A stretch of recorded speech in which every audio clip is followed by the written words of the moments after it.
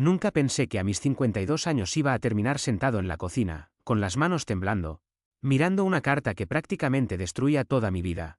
Y todo por alguien en quien confié más que en mi propia familia. Siempre fui una persona tranquila. Trabajé más de 30 años en la misma empresa, ahorré cada centavo, no tuve lujos. Mi esposa solía decirme que yo era demasiado bueno, que algún día alguien se aprovecharía de eso, y yo siempre me reía. Hasta que apareció Daniel. Daniel era hijo de un viejo amigo mío. Lo conocía desde niño.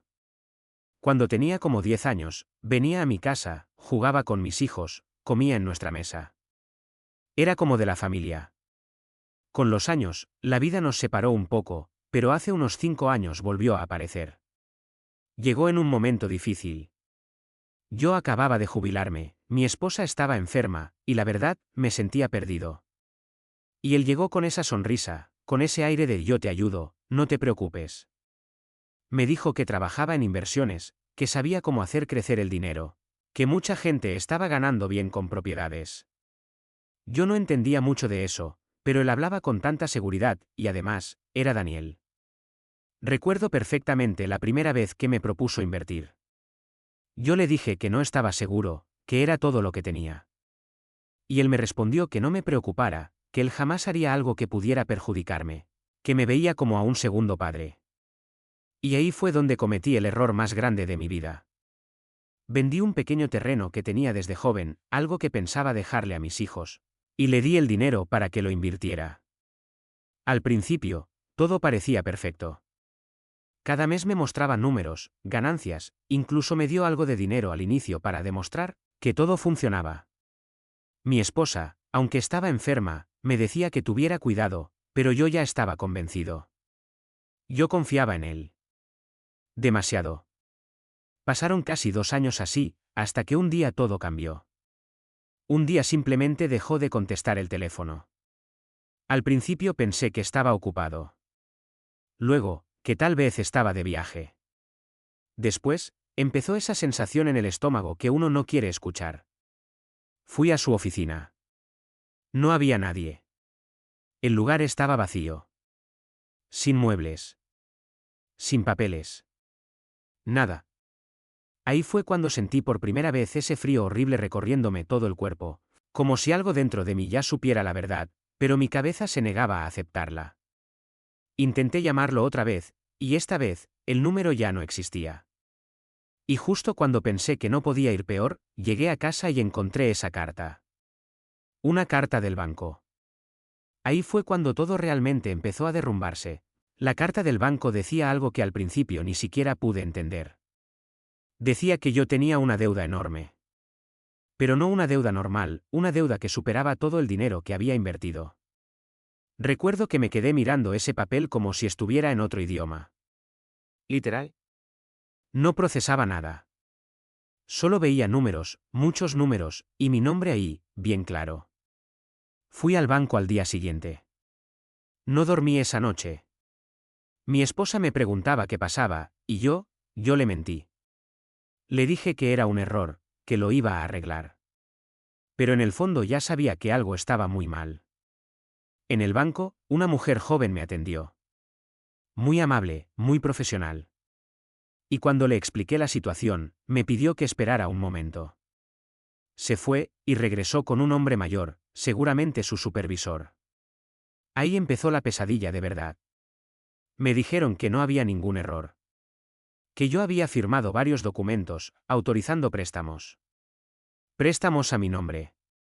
Préstamos que nunca vi. Sentí como si me hubieran dado un golpe en el pecho. Les dije que eso era imposible, que yo nunca firmé nada de eso. Y el hombre me respondió con una calma que me desesperaba, que sí, que todo estaba registrado, que incluso había copias de mi identificación. Y entonces me enseñaron los documentos. Ahí estaba mi firma. Mi maldita firma. Pero yo no recordaba haber firmado eso. Empecé a temblar. Les dije que eso era un fraude, que alguien había usado mis datos. Y en ese momento, algo hizo clic en mi cabeza. Daniel. Salí del banco sin escuchar nada más. Apenas podía respirar. Me subí al coche y me quedé ahí, como una hora, mirando al vacío. Y de repente, empecé a recordar cosas. Pequeños detalles que en su momento ignoré. Como aquella vez que Daniel me dijo que necesitaba que firmara unos papeles para agilizar unos trámites. Yo le dije que no entendía mucho, y él me respondió que no me preocupara, que era algo rutinario. Yo confié. Firmé sin leer. Como un idiota. Cuando llegué a casa, mi esposa me vio la cara y supo que algo estaba mal. Me insistió tanto que al final, le conté todo. Nunca voy a olvidar su mirada. No estaba enojada. Estaba decepcionada. Y eso dolió mucho más. Me dijo que siempre había desconfiado de Daniel, que algo en él no le gustaba. Y yo la ignoré. Esa noche casi no hablamos.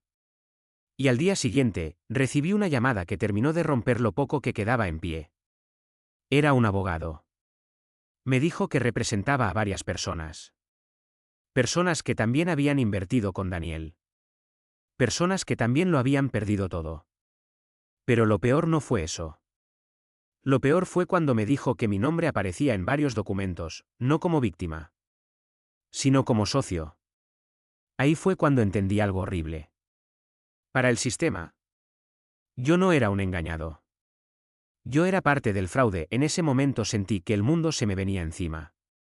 Yo, un hombre que nunca en su vida había tenido problemas legales, ahora estaba siendo visto como un estafador. Le dije al abogado que eso era imposible, que yo también era víctima. Y él me respondió algo que todavía me da escalofríos, me dijo que lo entendía, pero que en los papeles eso no importaba, que lo que importaba era lo que se podía probar. Y lo que se podía probar, me hundía. Colgué el teléfono y me quedé en silencio. No sabía ni por dónde empezar. La policía, el banco, los otros afectados, todos apuntaban en la misma dirección. Hacia mí. Esa noche, mi esposa se sentó frente a mí en la mesa. Me miró fijamente y me dijo que no podíamos quedarnos así, que había que hacer algo. Yo le dije que no sabía qué hacer, que Daniel había desaparecido como si nunca hubiera existido. Y entonces ella dijo algo que cambió todo. Me dijo que una vez, hacía meses, había visto a Daniel hablando por teléfono en el patio, y que lo escuchó mencionar una ciudad. Guadalajara. En ese momento no le di importancia, pero ahora, era la única pista que tenía. No lo pensé mucho. Al día siguiente, saqué dinero de donde pude, pedí prestado a un viejo amigo, y compré un boleto. Mi esposa no quería que fuera solo, pero yo sabía que esto tenía que hacerlo yo. No por el dinero. Por todo. Por mi nombre. Por mis hijos. Por ella. El viaje fue largo y pesado. Todo el tiempo iba pensando en lo que le diría si lo encontraba. A veces me imaginaba gritándole, otras veces, ni siquiera sabía si iba a poder mirarlo a la cara. Cuando llegué a Guadalajara, me di cuenta de lo absurdo de todo. Era una ciudad enorme. ¿Dónde iba a empezar? Pero el destino, o lo que sea, tenía otros planes. El segundo día, estaba sentado en un pequeño café, cansado, derrotado, cuando escuché una voz detrás de mí. Una voz que conocía demasiado bien. Era él. Daniel. Sentí como el corazón se me subía a la garganta. No me moví al principio. Solo escuchaba. Estaba hablando con alguien, riéndose, como si nada hubiera pasado. Como si no hubiera destruido mi vida. Me levanté despacio. Caminé hacia él. Y cuando estuvo frente a mí, se quedó blanco. Literal. No esperaba verme. Y en ese momento, todo lo que había guardado salió. Le dije que como había podido hacerme eso, que yo lo había tratado como un hijo, que había confiado en él más que en nadie. Él intentó calmarme, miraba alrededor, nervioso, y me dijo que no hiciera una escena. Eso me enfureció más. Le dije que no me importaba nada, que quería una explicación, o que llamaría a la policía en ese mismo instante. Y entonces, cambió su cara. Dejó de parecer asustado. Y empezó a sonreír. Una sonrisa fría, que no le conocía.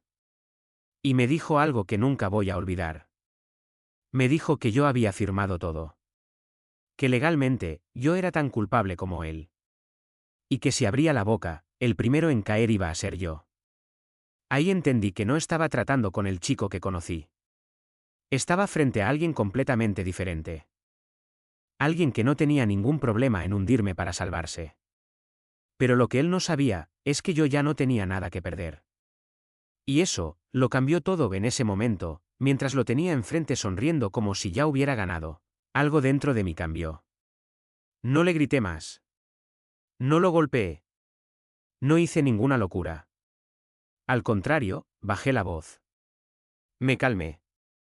Y eso lo confundió. Le dije que tenía razón, que yo había firmado, que había sido ingenuo, que probablemente nadie me creería. Él me miró con desconfianza, como intentando entender qué estaba pasando. Y entonces le dije algo que ni yo sabía qué iba a decir. Le dije que no iba a ir a la policía. Que solo quería una cosa, una oportunidad para recuperar algo de lo perdido. Ahí fue cuando vi ese brillo en sus ojos. Codicia. Me preguntó a qué me refería. Y yo le expliqué que aún tenía acceso a algunas personas, gente mayor como yo, amigos de años. Personas con ahorros, personas que confiaban en mí. Le dije que podía traerle nuevos inversionistas. Silencio. Podía sentir cómo estaba pensando. Midiendo el riesgo. Y finalmente, aceptó.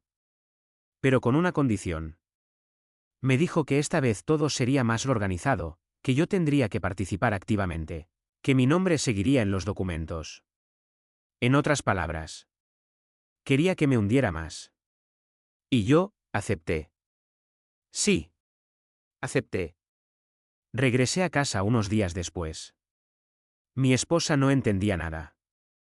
Le dije que lo había encontrado, pero no le conté todo. No todavía. Porque lo que iba a hacer, no era limpio. Durante los siguientes meses, volví a acercarme a varias personas.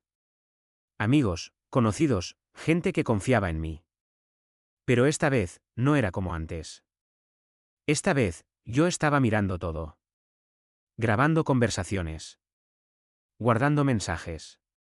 Copiando documentos. Cada firma, cada transferencia, cada instrucción, todo pasaba por mis manos. Daniel estaba feliz. Pensaba que me tenía completamente controlado. Incluso empezó a confiar más en mí que antes. Me contaba cosas, me hablaba de otras operaciones, de otras ciudades, de más gente involucrada. Y yo, escuchaba. Sonreía. Y guardaba todo. Pero lo más importante no fue eso. Lo más importante fue que empecé a hablar con las otras víctimas. En secreto. Al principio no me creían. Algunos pensaban que yo era parte del problema, y tenían razón. Pero poco a poco, cuando les mostré pruebas, cuando vieron que yo también estaba arriesgándolo todo, empezaron a escuchar. Y entonces hicimos algo que Daniel jamás imaginó. Nos organizamos. No uno. No dos. Éramos muchos. Personas que lo habían perdido todo, igual que yo. Y un día, cuando ya teníamos suficiente, hicimos la llamada. No a la policía local. No. Fuimos más arriba. Presentamos todo. Pruebas, grabaciones, documentos, nombres, cuentas, movimientos, todo perfectamente armado. Y no solo contra Daniel. Contra toda la red. Porque sí, no estaba solo. Ese fue otro golpe. Había más como él.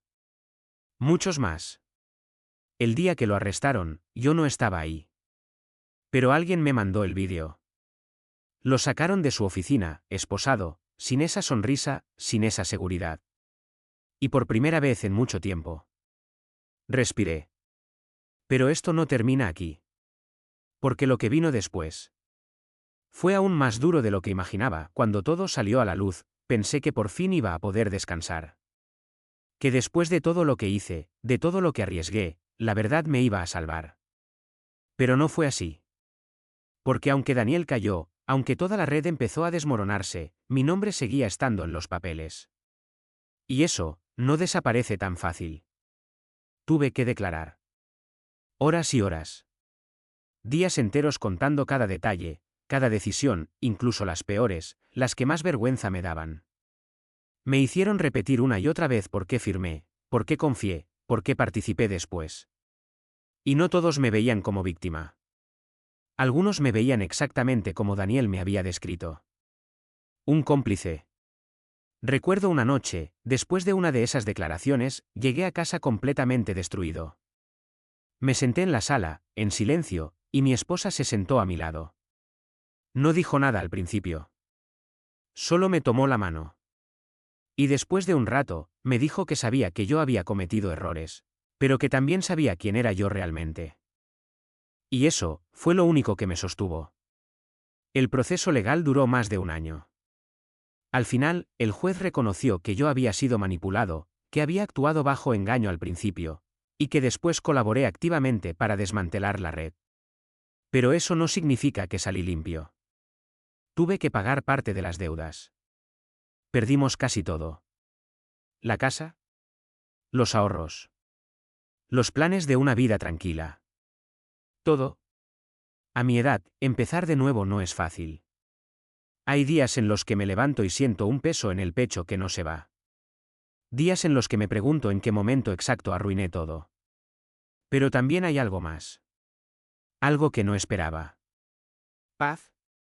Porque aunque perdí casi todo, recuperé algo que pensé que nunca iba a volver a tener. Mi nombre. Mi dignidad. Mis hijos volvieron a mirarme con respeto. Mi esposa nunca se fue. Y Daniel. Bueno. Él no tuvo la misma suerte.